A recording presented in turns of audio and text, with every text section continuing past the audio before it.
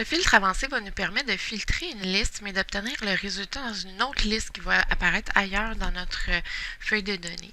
Donc, pour interroger la liste de données actuelles, on veut obtenir les enregistrements des gens qui proviennent de Québec ou de Montréal. Donc, c'est la ville qui va nous servir de critère. Donc, je vais prendre l'entête de la ville et je vais la copier pour me créer ma zone de critères. Donc, un peu n'importe où dans la feuille, je vais aller copier l'entête de la colonne dans laquelle j'ai un critère à spécifier.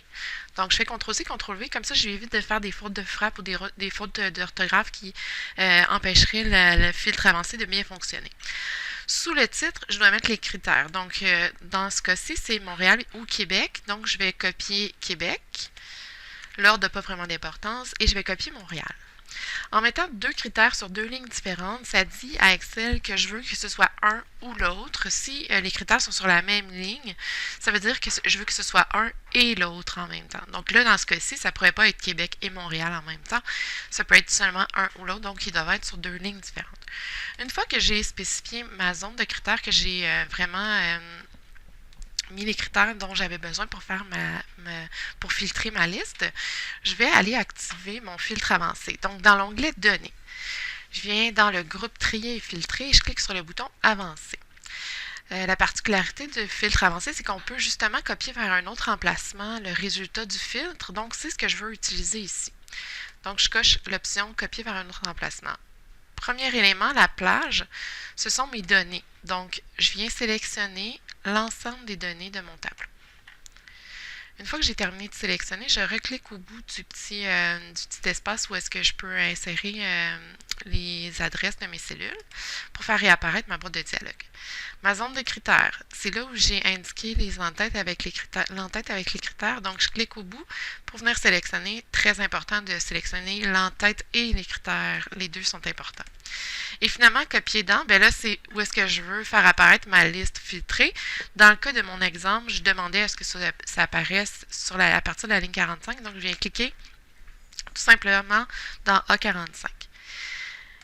Et voilà, j'ai terminé. On pourrait demander une extraction sans doublon, mais je sais que ma liste ne contient pas de doublons, c'est-à-dire d'enregistrements qui sont là présents plus qu'une fois.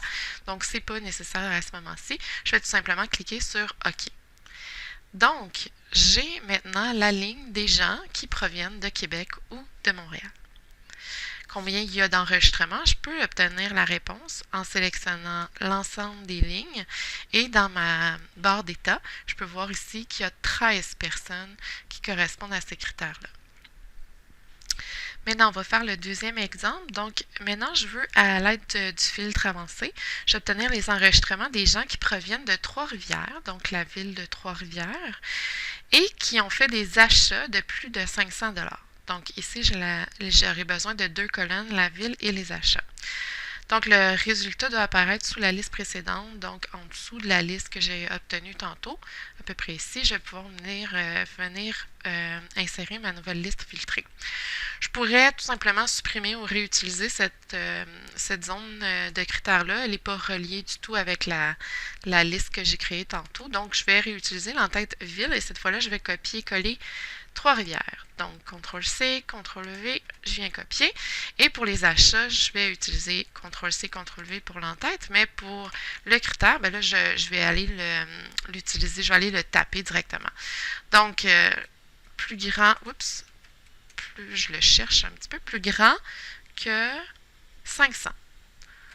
Donc, si on voulait inclure plus grand ou égal à 500, il faudrait ajouter tout simplement un petit égal ici pour permettre de prendre en compte 500, mais dans notre cas, c'est de plus de 500, donc il n'y a pas de égal. Voilà, ma zone de critères est terminée. C'est ce qu'il faut reproduire sur la feuille, mais je n'ai pas besoin d'autre chose pour créer ma deuxième liste filtrée.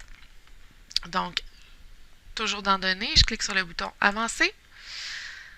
Je demande tout de suite de copier vers un autre emplacement pour avoir l'accès à copier dans. Donc, la plage, ça devrait toujours être la même. Donc, ça, il n'y a pas de problème. Je n'ai pas à resélectionner. Ma zone de critères, par contre, elle est un peu modifiée. Donc, je vais m'assurer d'effacer ce qui est là pour ne pas faire d'erreur et de resélectionner ma plage qui n'était pas identique à la précédente. Copier dans, Je vais aussi supprimer ce qui est écrit là parce que je ne veux pas remplacer ma liste que j'ai réussi à obtenir au dernier filtre avancé. Je vais venir cliquer dans ma nouvelle cellule A60. Je clique sur OK. J'obtiens donc, à partir de la ligne 60, le nom des personnes qui viennent de la ville de Trois-Rivières et qui ont dépensé plus de 500 $. Donc, il y a 2 enregistrements.